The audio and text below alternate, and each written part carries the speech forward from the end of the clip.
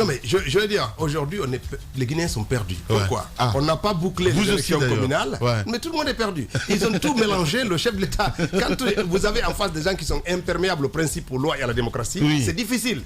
On n'a pas achevé les élections communales. On fait comme si c'est fini. Alors que les lois disposent. J'entends d'abord dire que on ne va pas installer les chefs de quartier et les présidents de district. Alors que c'est la loi qui dispose qu'il faut. C'est pas fait à dessein. C'est fait à dessein. Mais vous, ici, à Espace, l'ensemble des Guinéens devraient quand même s'offusquer de ça. Mais non, nous ne sommes pas politiques. On n'a pas besoin d'être politique. Mais non,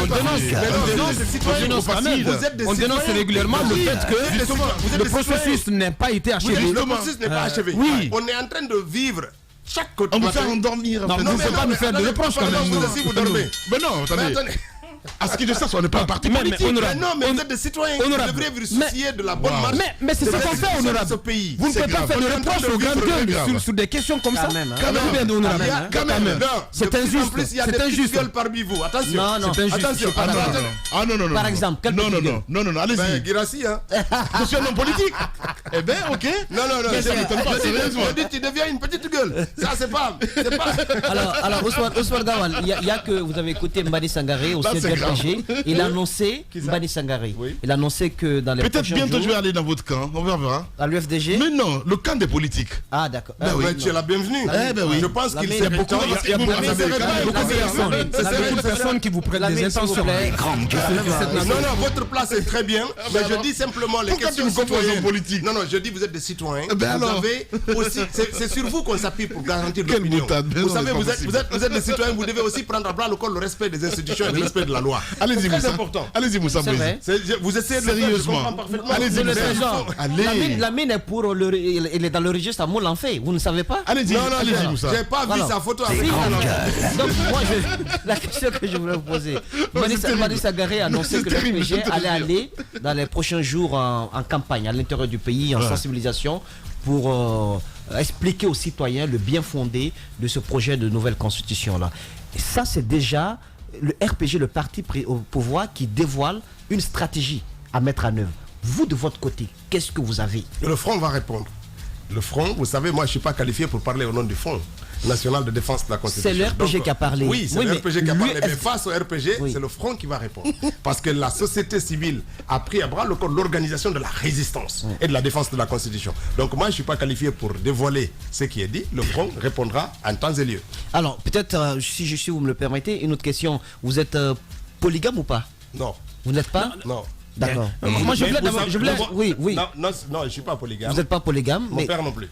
D'accord, mais. Mon grand-père non plus. Vous avez fait passer. Quel est ce code, cette loi que vous avez fait passer à l'Assemblée nationale? Vous êtes des députés, vous avez siégé dans un contexte que vous connaissez, qui a été dénoncé par bon nombre d'entre nous d'ailleurs ici. Faya Milumouno s'est fait cueillir et il a eu tous ces problèmes du côté de la justice. C'est grande gueule. Vous êtes à l'Assemblée, au lieu de faire moins de dégâts, vous en créez beaucoup plus. Que s'est-il passé? Il faut savoir une chose, c'est que cette loi, c'est la loi d'Alpha Condé. C'est un projet qui a été porté par son ministre de la Justice, discuté en Conseil des ministres et déposé sur la table des députés. Tel que la loi était venue, à la première mouture, nous l'avons votée telle comme telle. Comme on n'a pas l'habitude de changer, quand ça vient, c'est une assemblée godillot, qui ne change rien du tout quand ça vient de secrétariat. Et après, c'est le même Alpha Condé qui dit, je ne suis pas d'accord. Comme si la loi venait d'ailleurs, alors que c'est lui, c'est son projet. C'est un projet du gouvernement porté par le ministre de la Justice. C'est pas une proposition. Donc ce qui est surprenant, c'est qu'Alpha veut faire croire aux Guinéens que l'Assemblée a voté une loi et lui n'était pas d'accord, alors que c'est lui qui a amené la loi. Il faut qu'on rétablisse les choses ici.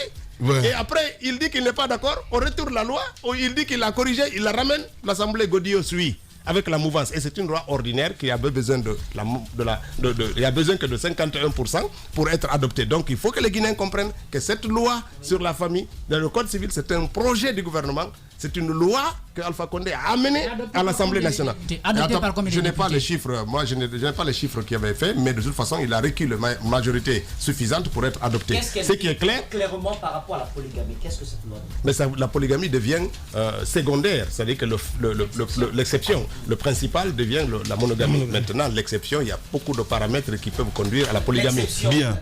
Allez, Moussa, on va essayer de vous lire un petit peu. Parlons maintenant mais non, mais vous savez, si les imams continuent à maudire celui qui porte cette loi qu'il se rende bien compte que c'est le président qui a amené la loi à l'Assemblée. Donc si vous maudissez notre président, le pays va aller encore pire en pire. Donc il faut faire attention, c'est pas une loi de député, c'est une loi du président de la République portée par son ministre de la Justice. Les Guinéens doivent savoir ça. Bien. Et c'est là que c'est important parce que oui, jusqu'à présent, on a vu le chef de l'État se présenter en Zoro pour les femmes, genre non, cette loi ne doit pas passer, je ne vous laisse pas. Où étaient les députés lorsque le président a tenu de tels propos? Normalement, on n'a entendu aucun député pour dire non, voici comment les choses se sont passées. On a fait comme si le président était dans ce droit, qu'il avait raison. Effectivement, il fallait ramener. Oui, il y avait deux facteurs qui plaidaient en sa faveur parce que c'est arrivé à l'intercession. C'est-à-dire qu'on venait de finir, vous savez que l'Assemblée était fermée le 31 décembre. Et les grandes gueules. Donc lui, et la loi a été votée le dernier jour de la session parlementaire. Et après, quand ça a été envoyé, c'est à l'intercession qu'il y a eu. Donc tous les députés étaient dispersés en vacances, en déplacement privé, etc. etc. C'est pour ça qu'on n'a pas réagi suffisamment rapidement pour rappeler aux Guinéens que c'est une loi de Alpha Condé, qu'il est en train de se renier pour se positionner comme s'il défendait les femmes. Il n'a jamais défendu les femmes dans ce pays. La loi sur la parité qu'on vient de voter est passée au forceps.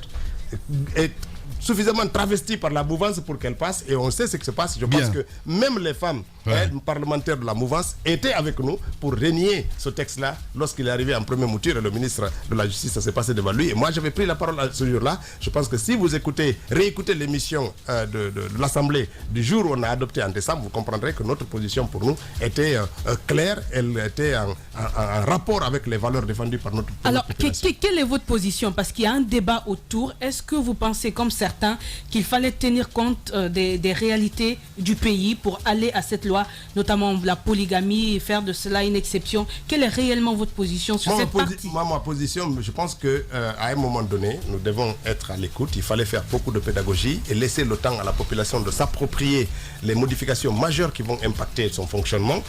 On ne doit pas adopter de telles lois comme ça à la hussarde à l'Assemblée alors que leur impact social, économique et politique n'est pas suffisamment visible. Je pense que les députés ont manqué de pédagogie, ont manqué du temps, et le pouvoir qui a introduit cela a fait quelque chose au camouflé pour satisfaire peut-être quelques institutions internationales, et Alpha est venu amener une loi comme ça. Je pense que la pédagogie était nécessaire, le parler était nécessaire, la prise en compte des réalités sociales de notre pays était indispensable. Et primordialement, on va le dire comme ça.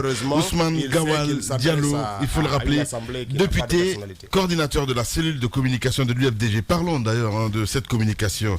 C'est très important, ce que vous gérez.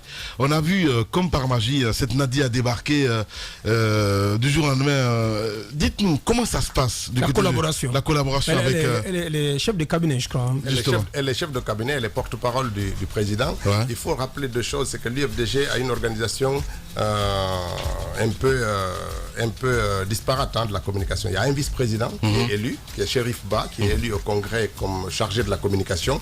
En dessous de lui, il y a le secrétariat national à la communication qui est géré par Suleiman Tchangel et Alpha Bakar, entre autres, qui gèrent le secrétariat national. À côté, il y a la cellule de communication qui est la structure de coordination des activités. Et puis vous avez les porte-paroles du parti qui sont M. Fadiga. Et puis pour l'extérieur, il y a Suleiman Tchangel, le porte-parole du président ici en Guinée, qui est Nadia, et qui fait partie de son cabinet. Donc, et le responsable de la cellule de coordination que je suis, et Nadia, qui est son porte-parole, et certains conseillers à la communication comme Tchangel, Alpha Bakar et tout, nous faisons partie du cabinet du président. Donc voilà comment c'est organisé. Donc tout ce qui concerne la communication, nous avons une coordination pour raccorder nos violons pour éviter que ça parte en vrille. Justement, donc, notre collaboration. Vous savez bien pourquoi je pose la question, parce qu'en 3 semaines quand même, beaucoup de ratés du côté de l'UFDG. Ça c'est votre point de vue. Non mais attendez. Non, c'est pas le sentiment que nous avons de nos. Mais c'est ce que je dis. Attendez, reconnaître qu'on a tort. Non mais ça veut dire. Non si. Mais je suis désolé. Reconnaître qu'on a. Non si on avait tort. Si on l'avait perçu comme vous. Honnêtement parlant, mais attendez. Mais la portée de la communication, c'est la perception. Oui, on n'a pas perçu ça. On n'a pas le retour là. Vous avez bien le retour, vous avez le retour, vous avez eu les réactions. J'ai vos avis. Que ce soit votre sortie, que ce soit la les grandes gueules. Attendez, vous ne faites pas l'opinion. Vous avez vos avis, j'ai vos analyses, j'en tiens compte. Mais l'opinion, c'est pas le retour qu'on a. D'ailleurs, je l'ai souligné ici. Moi, ma sortie, elle date quand même de 12 jours. Elle n'avait pas fait l'actualité. En Guinée, ni chez vous, ni ailleurs. On n'en a pas parlé. Voilà, et c'est revenu pourquoi? Parce que c'était pas... je vous avais hypnotisé certainement. Ouais. Mais alors là, pas du tout. Tout sauf ça, justement. Parce que ce que vous commencez d'ailleurs à faire là, je peux pas comprendre que, avec tout ce qui se passe, je comprends très bien que quand on est un petit peu sous le feu de la lampe et tout, on a du mal évidemment à reconnaître certaines choses, c'est très important. Cette sortie de la cellule d'Alain Diallo, entre autres, Moussa, on fait de la radio là, voilà. Et il y a aussi, comment il s'appelle, Dr Fodé Fofana, entre autres. Voyez-vous, je veux dire... Je devrais faire l'annonce. Non, je ne vais pas faire l'annonce par rapport à ça, parce qu'on fait de la radio, les éditeurs n'ont pas besoin de savoir ce qui se passe en bas de la radio, donc voilà, c'est important. On s'est dit, si tout ça a été bien coordonné, peut-être il y aura moins de problèmes, on va le dire comme ça. Non, il y a de la coordination, mais même quand il y a la coordination, lorsqu'on prend la parole, on n'a pas une feuille où tout ce qu'on dit, c'est comme quand vous êtes ici, vous avez les grandes lignes de votre éditorial, vous n'avez pas tous les mots que vous devez prononcer parce que ce n'est pas un discours écrit. Je sais comment ça se passe. Donc quand on prend la parole, on peut dire un mot intentionnellement et puis qu'il soit compris différemment. Ça dépend du contexte, ça dépend de la situation politique du pays, ça dépend de beaucoup de facteurs. Cela peut arriver et lorsque ça arrive, effectivement, on fait des opérations de rattrapage, de réexplication pour que... de mea culpa aussi, quelquefois. C'est ce que vous faites maintenant. Et de mea culpa. C'est cet exercice que vous vous livrez maintenant. Non, quand c'est nécessaire, on fait le mea culpa et quand c'est pas nécessaire... Cellou Dalein a commis une autre erreur. Cellou Dalein a dit que son budget de chef de file de l'opposition, pour le temps qu'il l'a perçu, il l'a utilisé en partie pour aider certains partis politiques. Ça a été aussi démenti. Ça a été démenti. Est-ce que vous qui êtes proche de lui, est-ce que vous avez vu, est-ce que cela est vérifiable? Vous savez, je fais la différence entre ce que le chef de file fait en tant que chef de file et ce qu'il fait en tant que président du parti. Je ne suis pas dans son cabinet de chef de file, je ne suis pas le porte-parole du chef de file, je ne connais pas ce qui se passe à l'intérieur. Et j'ai dit ici, et je le répète, que la Cour des comptes, c'est elle qui est habilitée pour vérifier l'utilisation de l'argent public, y compris l'argent qui est destiné au chef de file. Mais est-ce qu'il y a des partis qui ont bénéficié du soutien financier de ces Moi, je ne suis pas dans les détails. Justement, parce que j'ai vu beaucoup de partis politiques. Écoutez, ce que je sais, c'est que beaucoup de gens ont été recrutés comme conseillers du chef de file. Et par rapport à ça, ils bénéficient d'un traitement, ce qui est tout à fait normal. Parce qu'il avait l'obligation de faire un cabinet qui fonctionne avec lui. Donc il y avait certains leaders qui étaient recrutés. Vous aviez vu l'arrêt qu'il avait fait à l'époque pour désigner les membres de son cabinet. Si on peut mettre cela aussi au compte des communications ratées chez l'UFDG ces derniers temps, l'autre sortie de votre vice-président, Dr Fodé Fofana, qui, réagissant justement à une déclaration de Damaro sur notre antenne vendredi, a annoncé publiquement au siège national que vous allez procéder à l'installation des chefs de quartier, des chefs de quartier dans les quartiers où vous avez gagné. Est-ce que vous pensez que c'est une communication assumée, responsable? Est-ce que vous allez passer à l'acte? Oui, vous savez, ou bien c'est un effet d'annonce? À la différence des communes, les chefs de quartier n'ont de lien qu'avec le maire. Ils ne dépendent que du maire, ils ne dépendent pas du sous-préfet, ils dépendent que du maire. Donc leur installation, leur légitimité est le tir du maire. Donc à partir de là, on va faire la liste de l'ensemble des quartiers que nous avons gagnés. Et là où surtout on a les maires, les mairies en majorité, on pourra sans aucune difficulté nous référer aux gens que nous souhaitons, parce que c'est le maire qui se réfère à eux. Il n'y a pas un acte administratif qui désigne un maire. Donc vous allez passer à l'acte. Mais je veux dire, le parti va statuer prochainement et il n'y a pas de difficulté à mettre en application cette volonté-là. Parce que si un maire dit je ne collabore pas avec le chef de quartier, il n'y a aucun salaire entre eux. Donc il collabore avec qui il veut dans le quartier. Et je pense vous pourrez vous heurter. Non, il n'y a aucun acte, c'est le maire qui dit. Vous pourrez vous heurter au pouvoir en place. Attendez, je ne sais pas comment on va se heurter. Si le maire de Gawal dit je ne travaille pas avec les chefs de quartier X, il n'a même pas besoin de le dire. Dans les faits, il n'a pas à travailler avec eux. Quand il a besoin d'aller dans le quartier, il s'adresse à un tiers. Où est le problème?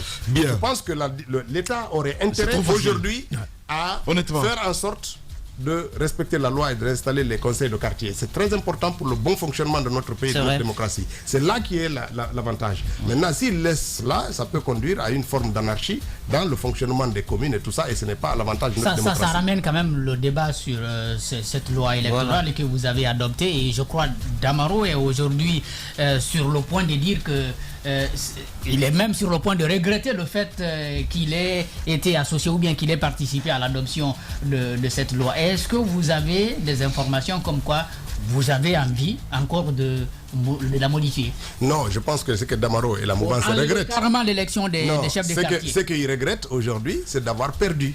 Ils avaient accepté cette loi, on l'a votée parce qu'ils estimaient qu'ils allaient gagner partout. C'est l'échec cuisant de la mouvance dans les communes, parce que même si vous regardez Conakry, on est majoritaire ici, dans les quartiers. C'est l'échec-là qui les perturbe et qui les pousse à ne pas respecter la loi. Sinon, les grandes gueules. Les conseils de quartier et de district sont faits à la proportionnelle. Ça ne cause aucun problème. La liste arrivée première désigne le président du district ou le chef de quartier, et le reste des membres du conseil sont répartis proportionnellement en fonction des résultats de chaque liste ayant participé aux élections dans la commune. Donc ça, c'est très simple à appliquer. Il n'y a pas de souffrance dans l'application de la loi. Et si on avait commencé à mettre en œuvre, j'aurais vu un dysfonctionnement. Pourquoi on va le modifier? Maintenant, il faut rappeler que depuis le début, la mouvance tient à une idée, la volonté pour le président de nommer les chefs de quartier, parce qu'ils sont devenus, par la force des choses, des auxiliaires de la fraude électorale dans notre pays. Et c'est pour ça qu'il tient à les nommer. Sinon, aujourd'hui, il n'y a pas. Et puis, la loi n'est pas rétroactive. Même si on modifiait la loi électorale aujourd'hui, ça ne viendrait pas s'appliquer sur des résultats déjà enregistrés et qui s'appuient sur une loi. Ce serait un précédent extrêmement grave. Un mot du fichier électoral. On a vu la CODE, la Convergence de l'opposition démocratique hier, insister sur le fichier électoral. Ça semble être aussi votre préoccupation. Comment vous voyez ce processus d'opération du fichier électoral? On parle de plus d'1,5 million de fictifs, même si ce n'est pas compris de cette façon et par la mouvance présidentielle et par la CENI. La CENI a pris l'engagement donc d'y travailler. Est-ce que vous avez des assurances aujourd'hui que ce travail va être fait, que le fichier sera aseptisé à souhait avant d'aller aux élections législatives? Alors, le fichier électoral guinéen comporte à peu près 6 millions d'enregistrements, 6 millions de personnes. Il y a 3 millions à peu près qui sont bien enregistrés avec les empreintes de 10 doigts, les photos et tout ça, qu'on appelle les biométrisés. Et puis, il y a 3 millions, donc 1 500 000 qui sont enregistrés avec des empreintes, mais qui ne sont pas passés par le système AFIS. Et il y a à peu près 1 500 000 qui sont alphanumériques, dont on ne connaît pas la localisation. Donc aujourd'hui, si on veut corriger ça, du point de vue financier seulement, c'est moins cher de jeter ça, de reprendre de nouveau et de repartir sur de nouvelles bases. C'est moins coûteux. Parce que si vous dites que vous allez aller chercher sur le terrain M. Lamine Guirassy, parce que simplement il lui manque une photo ou une empreinte, d'abord il faut être sûr que c'est Lamine Guirassy qui a enregistré. Dans un pays où il n'y a pas d'adresse géographique, on ne sait pas où localiser les individus, il faut être sûr. Et l'appareil que vous allez amener, vous allez lui prendre une photo, vous allez prendre les empreintes sur un papier, vous allez ramener ça, vous êtes en train de l'identifier. Or, la biométrie a pour valeur essentielle l'authentification. Ça veut dire qu'il n'y a pas d'équivoque entre la personne qui vient et l'identité qui est contenue dans le système. C'est pour ça qu'on parle d'authentification. Or, quand c'est l'identité, c'est un choix. L'identité est un choix personnel. C'est-à-dire, je peux décider le matin que je m'appelle Ousmane et puis les grandes gueules. Je m'appelle Mamadou. Il ne pourra rien voir.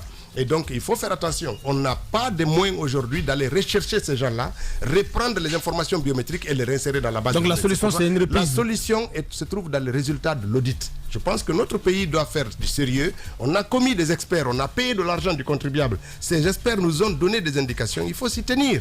Il n'y a pas plus. L'audit dit qu'il faut les grandes gueules. Il faut que tout le monde retourne devant les cartes. Il faut que tout le monde vienne. Quand vous venez, vous posez vos doigts sur la machine. Si vous êtes biométrisé, bien enregistré, la machine rejette l'enregistrement. Lorsqu'il vous manque des informations, vous les complétez. C'est cela que l'audit recommande et c'est moins coûteux. Je ne sais pas pourquoi on va se jeter dans des tournures incompréhensibles. L'autre aspect des choses, l'autre aspect des choses du processus électoral qui donne la possibilité au ministère de l'administration du territoire ou bien le droit au ministère de l'administration du territoire de maintenant commander le matériel lourd, ça ne vous cause aucun souci, aucun inconvénient? Non, ça ne cause aucun problème. Vous savez, dans un pays, on ne peut pas jeter l'État. Les CENI, là, c'est une des instances de transition. C'est parce que notre pays a du mal. Le Sénégal, ça marche. L'État fait sa part, les institutions font leur part. Attendez, on nous dit que tel sous-préfet, tel préfet, parce que ça donne une certaine prérogative à ces administrateurs territoriaux. Non, ça ne le donne pas. Le ministère commande le matériel, le met à la disposition de la CENI qui le dispatche à travers ses démembrements.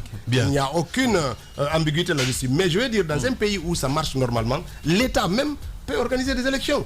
Mais pour peu que l'État soit respectueux des libertés et des lois de son pays. C'est cela. C'est le non-respect des lois qui nous fait beaucoup de mal que de dire que c'est telle ou telle institution qui organise des élections. Allez, merci beaucoup. Peut-être une question sur le Fouta. Mokhtar Diallo, il était récemment, il semble avoir remué Pita. Et ça vous a pas fait frémir? Pas du tout. Je pense que c'est mieux. S'il estime qu'il a remis le Fouta, c'est mieux. Le Fouta, ça commence à Dabola et ça s'arrête à Bokeh. Bien. C'est 82 000 km². Donc, je ne sais pas si... Moi, je n'ai pas senti le mouvement quand j'étais à Gawal. J'étais juste à côté. Merci beaucoup, Ousmane Gawal, d'être passé 250 km. Merci beaucoup d'être passé chez les grandes gueules. Merci beaucoup. Les Grandes Gueules d'Adafo Média, seule émission dans l'histoire de la radio en Guinée à franchir le cap des 5 millions d'auditeurs.